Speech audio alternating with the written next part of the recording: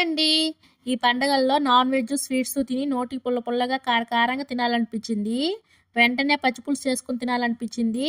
నేను ఎలా చేస్తానో మీకు చూపిస్తాను. వంకాయకు ఆయిల్ అప్లై చేసి మీడియం ఫ్లేమ్లో వంకాయను మెత్తగా ఉడికించుకోవాలి. ఇప్పుడు పైపాటు తీసేసి వంకాయను మెత్తగా మెదుపుకొని సన్నగా కట్ చేసుకున్న ఆనియన్స్, కొత్తిమీర, పచ్చిమిర్చి వేసి మీ చేతులు మంట రావు అంటే చేతులతో మెత్తగా మెదుపుకుంటే టేస్ట్ బాగుంటుంది. నాకు మిరపకాయ తగిలితే చేతులు మంట వస్తుంది, అందుకే నేను ఫోర్క్తో మెదుపుతున్నాను. తర్వాత నిమ్మకాయ సైజు చింతపండు రసాన్ని తీసి అందులో వేసి ఒకసారి బాగా కలిపి రుచికి తగ్గ సాల్ట్ వేసుకోండి. ఇప్పుడు తాలింపు కోసం ఆవాలు, మెంతులు, జీలకర్ర, ఇంగువ, కరివేపాకు వేసి వేగించుకుని వెల్లుల్లి 3 రెబ్బలు దంచి పోపులో వేసి ఒకసారి బాగా కలుపుతూ వేగించాలి. ఇప్పుడు ఈ పోపును పచ్చి పులుసులో వేసుకుని ఉప్పు, కారం మీకు తగ్గట్టు వేసుకోండి.